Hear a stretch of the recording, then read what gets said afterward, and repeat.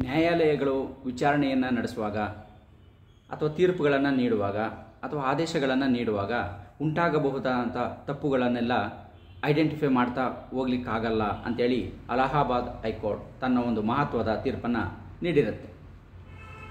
ಕೆಲವೊಂದು ಬಾರಿ ನ್ಯಾಯಾಲಯಗಳಲ್ಲಿ ಅಂದರೆ ತನ್ನ ಒಂದು ವಿಚಾರಣೆಯ ಸಂದರ್ಭದಲ್ಲಿ ಕೆಳ ನ್ಯಾಯಾಲಯಗಳು ತೀರ್ಪನ್ನು ನೀಡುವಂಥ ಸಂದರ್ಭದಲ್ಲಿ ಕೆಲವೊಂದು ಮಿಸ್ಟೇಕ್ಗಳು ಆಗ್ತಾ ಇರ್ತವೆ ಅನ್ನೋದು ಇಲ್ಲಿ ಮುಖ್ಯವಾಗಿ ಪ್ರಮುಖವಾಗಿ ಗಮನಿಸುವಂಥದ್ದು. ಸೊ ಈ ಅಲಹಾಬಾದ್ ಹೈಕೋರ್ಟ್ಗೆ ಪಿಟಿಷನ್ ಏನು ಬಂದಿದೆ, ಇದರಲ್ಲೂ ಕೂಡ ಕೆಳ ನ್ಯಾಯಾಲಯ ವಿಚಾರಣೆ ನ್ಯಾಯಾಲಯದಲ್ಲಿ ತನ್ನ ತೀರ್ಪನ್ನು ನೀಡಬೇಕಾದ್ರೆ, ಪ್ರಕರಣವನ್ನು ವಿಚಾರಣೆಯನ್ನು ನಡೆಸಬೇಕಾದ್ರೆ ಹಲವು ತಪ್ಪುಗಳಾಗಿದೆ, ಆ ಮಿಸ್ಟೇಕ್ಸ್ಗಳಿಂದಾಗಿ ಈ ಒಂದು ಬಾಧಿತನಾಗಿದ್ದೀನಿ ಅಂತೇಳಿ ಹೈಕೋರ್ಟ್ಗೆ ಮಹತ್ವದ ಈ ಒಂದು ಪಿಟಿಷನನ್ನು ಹಾಕಿರ್ತಾರೆ.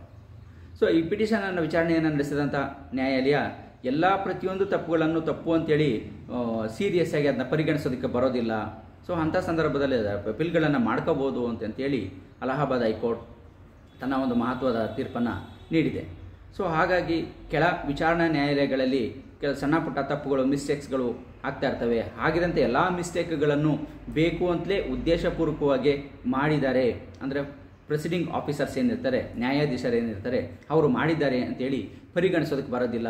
ಬೈ ಓವರ್ ಸೈಟ್ ಆ ರೀತಿಯಲ್ಲಿ ಕೆಲವೊಂದು ಸಣ್ಣ ಪುಟ್ಟ ತಪ್ಪುಗಳು ಆಗ್ತಾ ಇರ್ತವೆ, ಅದನ್ನೆಲ್ಲನೂ ಉದ್ದೇಶಪೂರ್ವಕವಾಗಿ ಅಂತ ಪರಿಗಣಿಸೋದಕ್ಕೆ ಬರೋದಿಲ್ಲ ಅಂತೇಳಿ ಅಲಹಾಬಾದ್ ಹೈಕೋರ್ಟ್ ತನ್ನ ಒಂದು ಮಹತ್ವದ ತೀರ್ಪನ್ನು ನೀಡಿದೆ.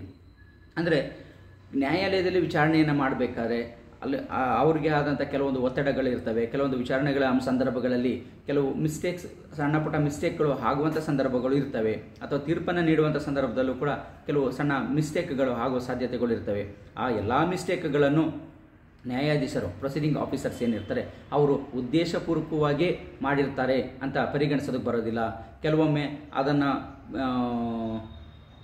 ಆಫೀಸರ್ಸ್ ಏನಿರ್ತಾರೆ ಅದನ್ನ ಪ್ರಿಪೇರ್ ಮಾಡಲಿಕ್ಕೆ ಏನು ಹೇಳಿರ್ತಾರೆ ಅವರು ಕೂಡ ಮಾಡೋಂಥ ಸಂದರ್ಭದಲ್ಲೂ ಕೆಲವೊಂದು ಸಣ್ಣ ಪುಟ್ಟ ಮಿಸ್ಟೇಕ್ಸು, ಕ್ಲರಿಕಲ್ ಮಿಸ್ಟೇಕ್ಸ್ಗಳು ಇವುಗಳು ಬರ್ಬೋದು. ಸೊ ಆ ಥರ ಮಿಸ್ಟೇಕ್ಸ್ಗಳಿದ್ದರೆ ಅದನ್ನು ರಿವಿಷನ್ ಹಾಕ್ಕೊಂಡಾಗೆ ಮಾಡ್ಕೋಬೋದು ಅಥವಾ ಅಪೀಲನ್ನಾಗಿ ಮಾಡ್ಬೋದು ಅನ್ನೋದನ್ನು ಗಮನಿಸಬೇಕಾಗತ್ತೆ. ಸೊ ಹಾಗಾಗಿ ವಿಚಾರಣಾ ನ್ಯಾಯಾಲಯಗಳಲ್ಲಿ ಉಂಟಾಗಬಹುದಾದಂಥ ಸಣ್ಣ ಪುಟ್ಟ ಮಿಸ್ಟೇಕ್ಗಳನ್ನು ಕೂಡ ನಾವು ಅದು ಉದ್ದೇಶಪೂರ್ವಕವಾಗಿ ಜಡ್ಜಸ್ ಏನಿರ್ತಾರೆ ಅಥವಾ ಪ್ರೆಸಿಡಿಂಗ್ ಆಫೀಸರ್ಸ್ ಏನಿರ್ತಾರೆ ಅಥವಾ ಕೋರ್ಟ್ ಏನಿದೆ ಅದು ಬೇಕು ಅಂತ ಮಾಡಿದೆ ನಮ್ಮ ವಿರುದ್ಧವಾಗಿ ಅಂತ ಪರಿಗಣಿಸೋದಕ್ಕೆ ಬರೋದಿಲ್ಲ ಅನ್ನೋದನ್ನು ಈ ಒಂದು ತೀರ್ಪಿನಿಂದ ನಾವು ಗಮನಿಸಬಹುದಂಥ ಅಂಶ ಆಗಿರುತ್ತೆ.